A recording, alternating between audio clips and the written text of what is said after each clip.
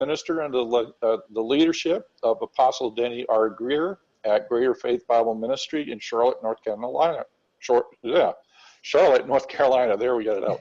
The ministry that God has called you to is very unorthodox, non-traditional, bold, and uncomfortable. So tell me a little bit about that right there, being a licensed, ordained, or licensed minister, and your radio show. I want to hear about those two things. So let's talk first about your radio show, and then a little bit how you got to be a licensed or ordained. Is it licensed minister or ordained minister?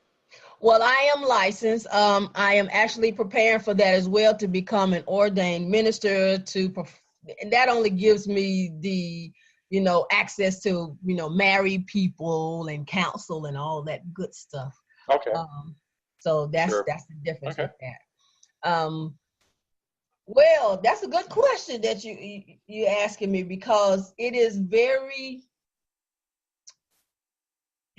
happened in my 20s. It happened in my 20s. Okay. I had, and I'm just going to go back just a little bit. In my teens, when I was 16, I got pregnant.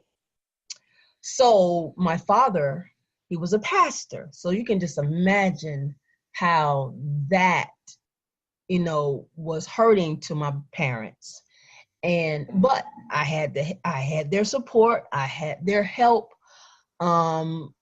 My daughter's father, we still remain friends to this day. He was there in my life, and we were co-parenting together, and that helped a lot. So I had her at 17, and growing up from that really put a sense of responsibility so quick in my life that I had to straighten up. And it led me to really want to get to know more about who I am. But first, I had to get to know about who the Creator is. And with that being said, leading up to my 20s, my daughter, she's 5 at this time. And I just was in my apartment. This was my first apartment. I was in my apartment, and I was praying, and I was like, Lord, forgive me, because I still haven't forgiven myself for actually having, getting pregnant at a younger age. And hearing all of the things that I had to hear from family members and people that knew my dad and my mom, it's just a lot of shame and embarrassment.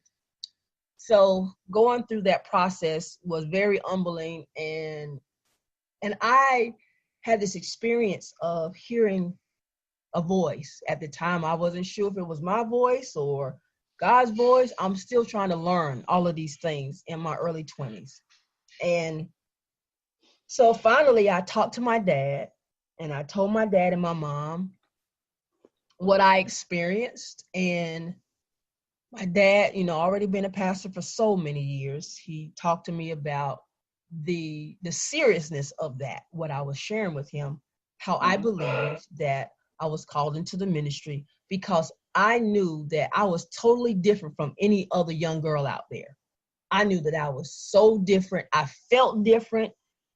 I was always uncomfortable because I tried to fit in. I was like a puzzle piece trying to fit in where it didn't belong. And I believe that's what really put that cap on it for me, to help me to really dig deep and really search out my life, what God was calling me to do. And the reason why, I feel that it's unorthodox, because it's the things and the way that God speaks to me, the way he ministers to me, is not traditional always. And I just put my heart into it, as all people should, I believe. But in my own life, I just try to put my heart and my soul into when I'm ministering to young people, because that is my passion. So that is, and now that I'm in my 40s, I just turned 40 3 weeks ago. Oh, happy birthday. Thank you. And I am just loving the fact that I can share my life experiences with other young people to help them not go down that path. Yeah, let me ask you a question. Yes.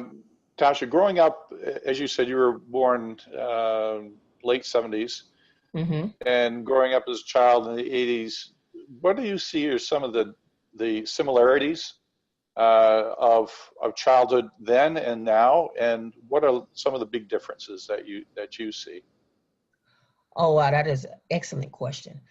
First and foremost, the thing that I see is the level of respect that when I was growing up that I had for my parents. I don't see that now with the respect with a lot of young people with their parents or with seniors, period.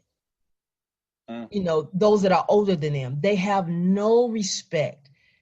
Like, for instance, I work at a place where I work with a lot of young people, and in this place of business, they are using profane language, abusive language, and they are 16 and 17 years old. And I'm like, if I was this age and I was working in a place where there's somebody that's 40 or 50 or what have you, I said, I would not dare talk like that, especially in a place of business or even around individuals that are older than me. So it's the level of respect that I see when I was growing up in the 80s that I don't see much of now. Okay, all right. So what would be the similarities, or a particular similarity of growing up then and growing up now? I believe one similarity is I still see families like coming together. Me Mm-hmm. growing up, you know, having dinner at my grandparents' house, that still happens today. There's still families that go to their grandparents' house that, you know, grandparents are still living. My grandparents are not no longer living anymore, but there are still people that have their grandparents and they go to their grandparents' house and they still have family dinners. They still have that Mm. family unit. So that is still going on, which I'm happy to know that's happening now, even in this time. Mm. That sounds good. I mean, that's great. Um, some things that we had discussed, and as you were getting ready and preparing for the show, Tasha, you mentioned some things about, and one in particular, and it really kind of translates to all three things that you wanted to talk about, is transparency. This is another thing that when we're talking about leadership, is being transparent as a leader. And I think that really ties in very closely to integrity and transparency. So one of the things that you had mentioned was how to understand what is, to you, what is the importance of transparency? Oh, you actually answered it already, Stephen. It's the integrity.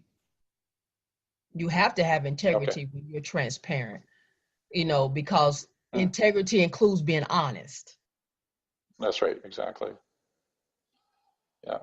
Um, when when you talk about transparency, um, you had mentioned to how transparency makes an individual feel. Can you go into that just more in depth on that? How does transparency make an individual feel, both to the person who's being transparent and the one that is communicating with the other person and being transparent? The one that's conveying the message, that's being transparent, that individual actually feels vulnerable. They are in a vulnerable state. They're always in a vulnerable state because when you are being transparent with another individual and you're, you know, sharing with them something that you see in their life and you're being transparent about it in a loving way, then it's going to make them feel uncomfortable in a way that will help them to decide to change, to transform, rather. Let me use that word, to transform. So the person that is the messenger, they will be vulnerable. The person that is the receiver, they will be uncomfortable, but in a good way. Okay, tell me why. Because that person that is giving the message, that the messenger, their vulnerability, because they are giving out something that, let me put it to you this way. Myself, okay, I have to tell my daughter, who is 22 now, at times I am being very transparent with her with my life because she's 22 and she's growing up in an age and in a world where young people her age don't care about. I'm not going to say all of them don't, but there are some people her age that they don't care. They just feel like they can do what they want to do or say what they want to say or live any kind of way. So when I'm sharing with her my life, I'm being vulnerable and letting her know that, okay, you don't want to do that. This is what I did, and this is what the results was. So by me telling her that, not to do this, it makes her uncomfortable because she wouldn't see her mom, she couldn't see her mom like living that life or hadn't lived that life versus what she sees now. Right. Let me ask you, Tasha, do you think, you were talking about going back to the previous thing that I was talking about the big changes in the difference between, growing up with, Generation X with, and then millennials. And then I know there's a bunch of others in between.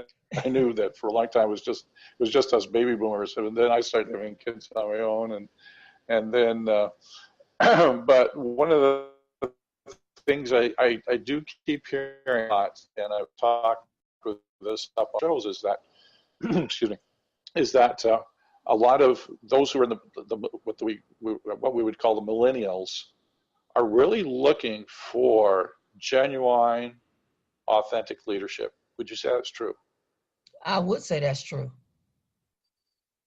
And what do you suppose? What do you suppose that would be? Is it because of I guess the culture, and again, we're talking about a North American culture, the culture that they're bringing up where they haven't seen role models, or the role models that are supposedly there aren't really ones that are going to bring a lot of value to their lives? That's something that I actually had to deal with, because I am a millennial, me being the age that I am. You want to see that person that is genuine, that is true. And today I had a thought, and I was like, well, what does a professional person, what does a professional look like? Then I asked myself, I said, well, I'm a professional person. I am professional at being me, being authentic, being genuine. And that's what individuals my age, the millennials, are looking for.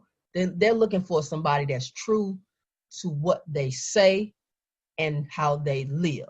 They don't want to hear or see somebody that's not walking or living the life that they're talking about. They don't want to see that, mix. They want to see it being on the same page. Right. Yeah. Well, definitely. And that kind of leads to the next question is